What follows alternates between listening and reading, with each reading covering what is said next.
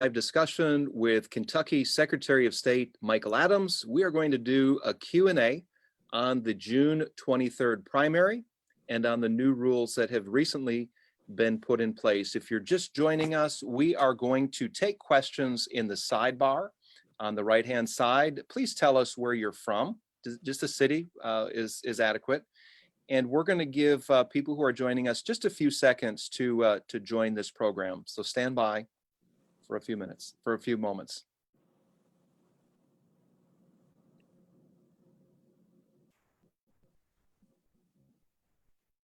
Welcome back to the Commonwealth Policy Center Facebook Live discussion. I'm the Executive Director, Richard Nelson, with CPC. With us is Secretary of State Michael Adams. Mike, thank you for joining us. Thanks, Richard. It's great to be back. Yeah. Hey, we're in a time that, at least in our lifetimes, we've not experienced this. People say this is unprecedented. Well, we've faced times of pandemic in our nation before. This is really the first time for you and I and many of our viewers out there. This pandemic and the physical distancing measures has caused major disruptions in most of our lives. People are unemployed. People are working out of home. Our routines are disrupted. And the way we vote is being altered as well. And that's why we are inviting you onto this program to explain what is happening. Of course, the first thing that was done was to postpone the May 19th primary, or to reschedule the date to June 23rd. But then we just fairly recently learned about the new rules for voting.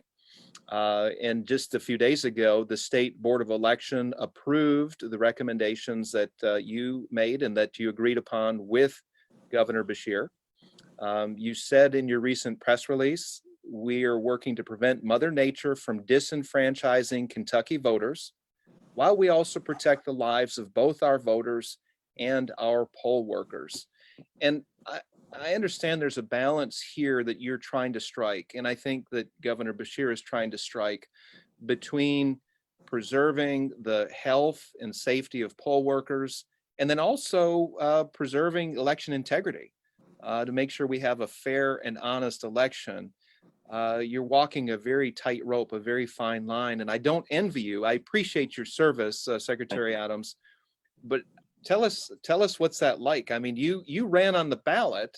I was taking a step back here. You ran on the platform of, making voting easy, but making sure it's hard to cheat, making it easier for voters to vote, but making it hard to cheat. And here we are in a situation where I don't know if Kentucky's ever had to face this before, where the primary voting date has changed, the rules for voting have changed.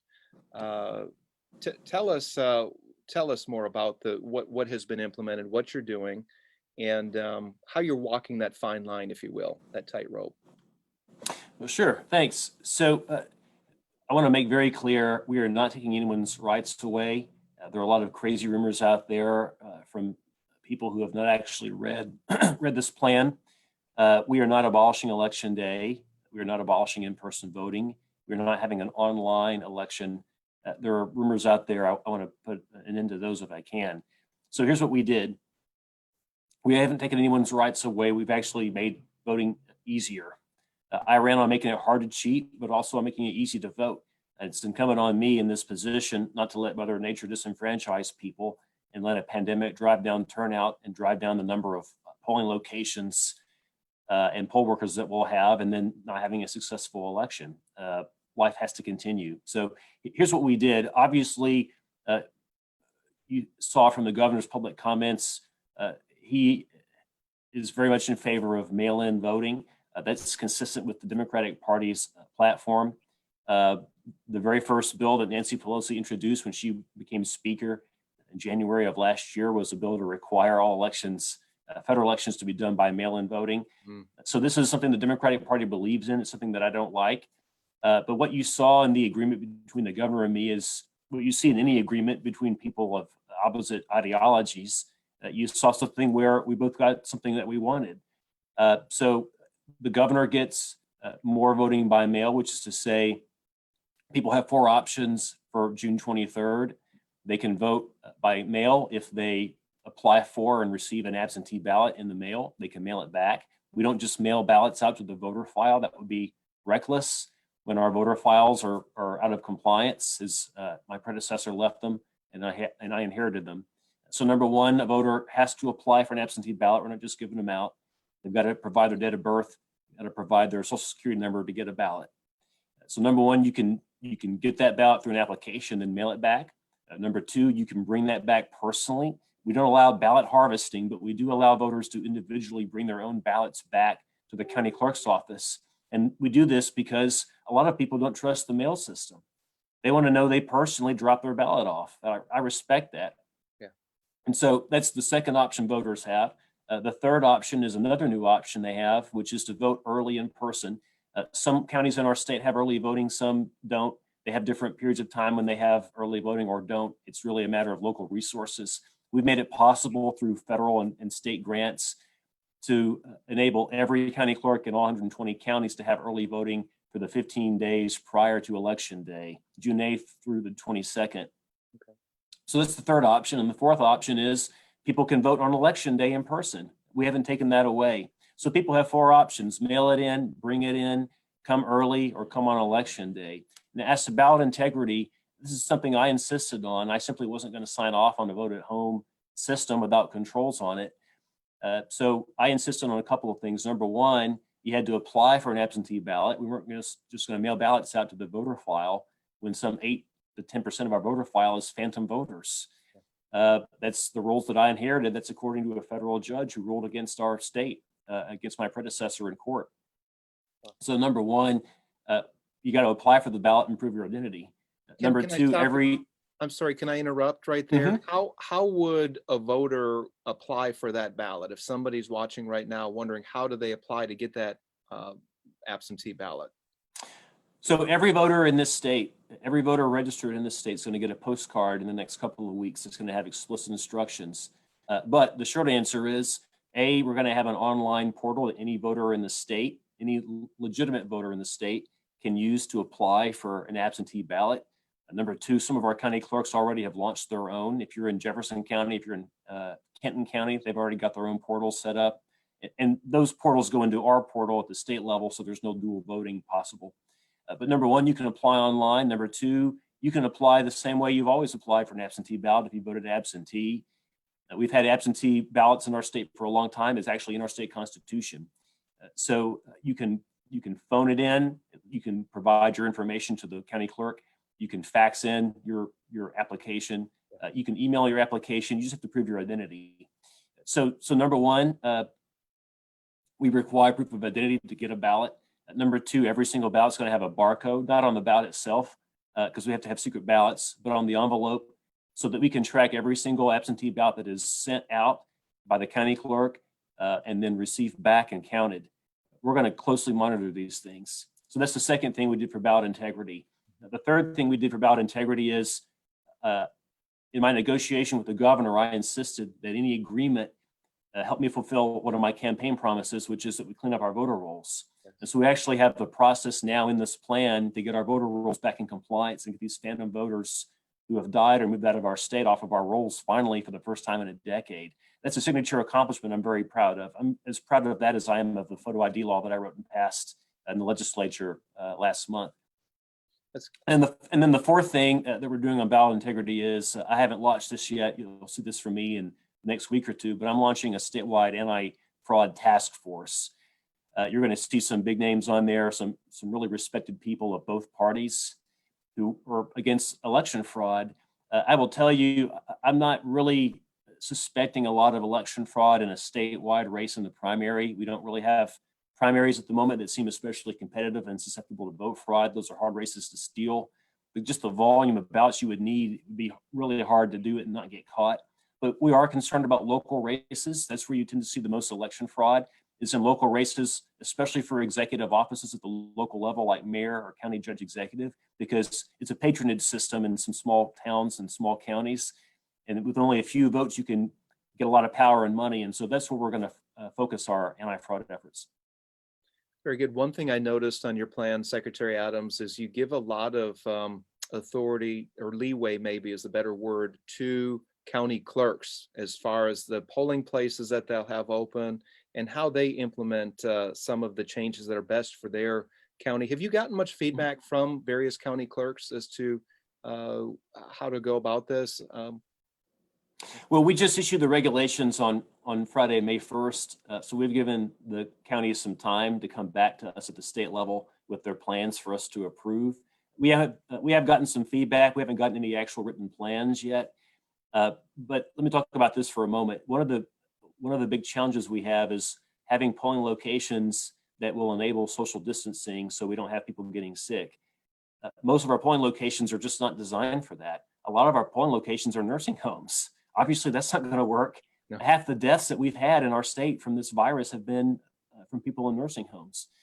So we can't do that.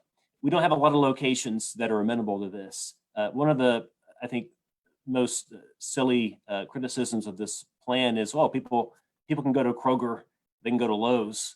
Well, yeah, that's great. But number one, Kroger and Lowe's need to be Kroger and Lowe's right now, not election sites. That's why they're open, is for emergency situations. And number two, there's not a Kroger in every county or a Lowe's in every county. There might be in Jefferson or Fayette or Kenton, but there's not in Owsley County, right? You can't go to Home Depot in Owsley County. So that doesn't solve the situation of having to replace 4,000 polling locations. We just don't have enough locations, and we can't ensure we have enough PPE for all those locations. And we don't have enough poll workers. Yesterday, the governor announced my office and he had been working to get the National Guard to agree to help us man polling sites on election day. They've agreed to do that.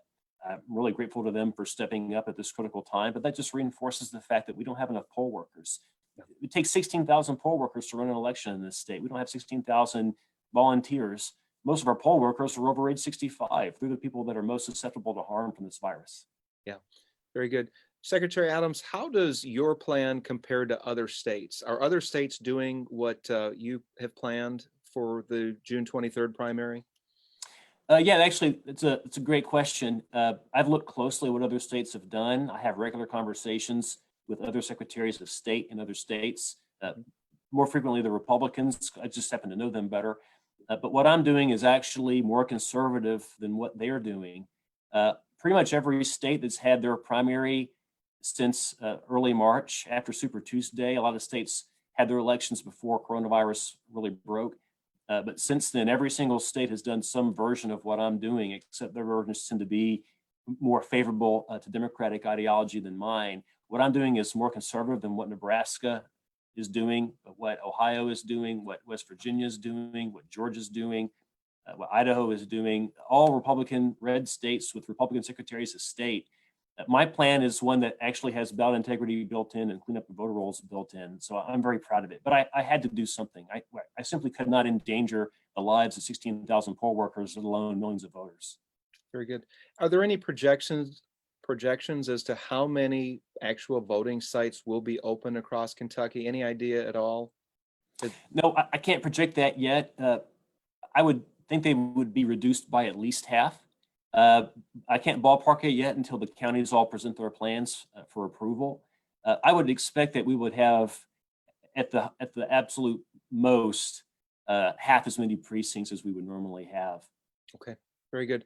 And then as far as the absentee ballot provision, any projections as to how many Kentuckians might utilize that option?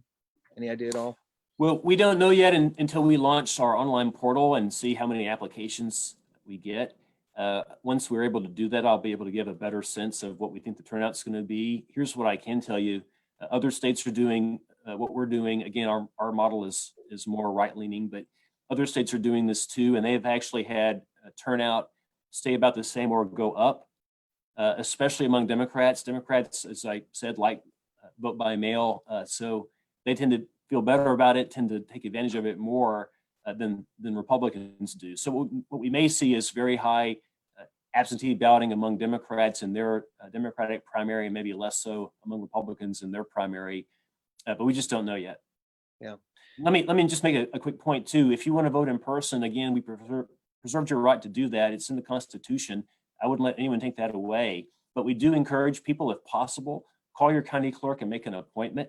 If you're going to vote early, we're trying to space out the number of people who voted at one given time. Every postcard every voter gets is going to have a phone number for their county clerk. You can call and make an appointment. We're not going to require an appointment to vote. This is America. We don't do that. But we're going to encourage people to be good citizens and try to help reduce the burden on the poll workers in our locations. Very good. That's good. That's very good advice. Do you know if county clerks plan on having maybe a temporary or polling place at their actual clerk's office? Is that part of the plan, or is that an option for the county clerks? So we specifically give them the option to, based on the facts of the ground and the nature of the office, the nature of the location, whether it can enable social distancing, to let them come back to us and tell us what their plan is. My guess is a lot of your clerks will have voting in their office. Some of them will use off-site locations, probably other government buildings. It's going to be different in every county, just depending on the physical plant in each county. Okay. I did notice that if they do need to have sanitary measures in place, and of course they're going to have physical distancing measures in place, as well as people do come in to their office to get that absentee ballot or to cast a vote there.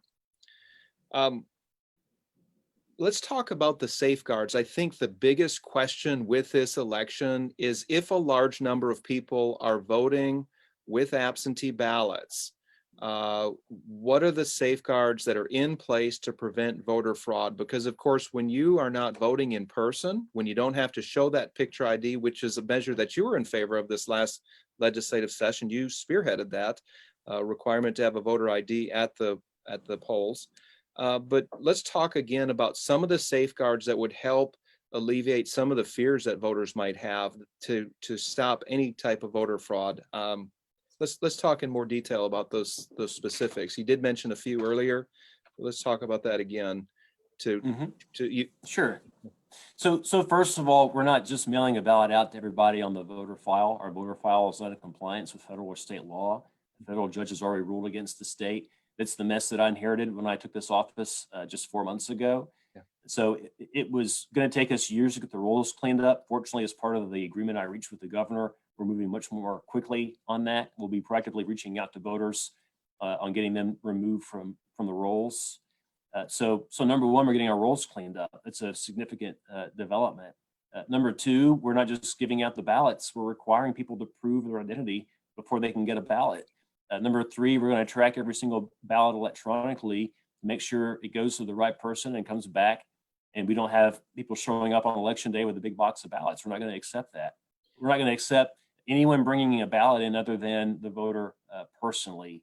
And then another point, I said earlier, we're going to have prosecutors reviewing specific jurisdictions of interest. Also, what we're doing in Frankfurt is we're going to monitor whether an unusual number of ballots goes to one address. So I'll give you an example. My daughter's not old enough to vote yet. My wife and I are. Let's say there's a household of 2 registered voters. We should be getting at most 2 ballots, right?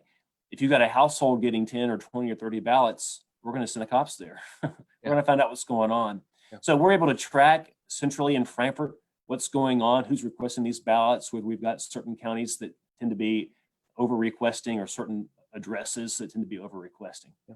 And I think that helps, again, allay some of the fears that are there. How could you tell us more about how you will identify to make sure that it's an actual voter requesting that absentee ballot? What kind of identification steps are in place? We're going to require a date of birth and a social security number. We're also going to ask for a driver's license. We can't legally require it because not every voter has a driver's license. But we're going to ask for as many checks as we can get up front. And here's why we want the driver's license. We've got an MOU with the Transportation Department, and that we have access to signatures on driver's licenses. What I want to be able to do at a statewide level is be able to signature match driver's license signatures to signatures on the application for an absentee ballot, if people were filling it out on paper, to match the signature to the voter signature on the absentee ballot. So we've got signature matching also as one of our ballot integrity provisions. I specifically required in this regulation, in this agreement, that every single signature on every single absentee ballot, whether you're dropping it off in person or you're mailing it in, be matched against your signature of record. And if it doesn't match, we're not going to count your ballot. We'll give you an opportunity in case there's a mistake to cure the mismatch. But if you're committing vote fraud, you're not going to show up at the courthouse and prove that you're you. So that's another control that we have in place to ensure we combat vote fraud. Very good. And I personally appreciate the steps that you are taking to ensure election integrity. This is good to hear. It's encouraging to hear. I'm glad for that. Could you tell us how many extra staff and how much extra money this is going to cost to pull off the primary election? Any idea there? Well, yeah, my estimate is probably another $3 million. Normally, it costs about 8 or 9 to run a statewide election. I think it'll be closer to 11 or 12. Here's the good news. We do have grant funding coming in.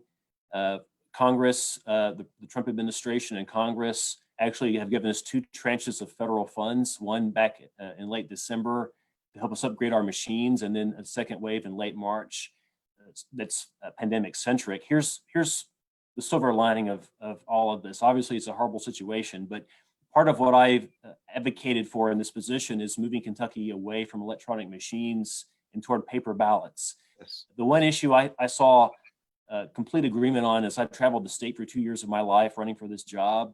People disagree with me on voter ID. They disagreed on cleaning up the rolls. I didn't find a single person who disagreed with me on moving away from electronic machines and toward paper ballots. People on the left that think that Russia stole the election, they're wrong, but they think that the machines are hackable by a foreign power. A lot of Bevin voters in the election last year thought that the machines were hacked in favor of Andy Bashir. I don't believe that.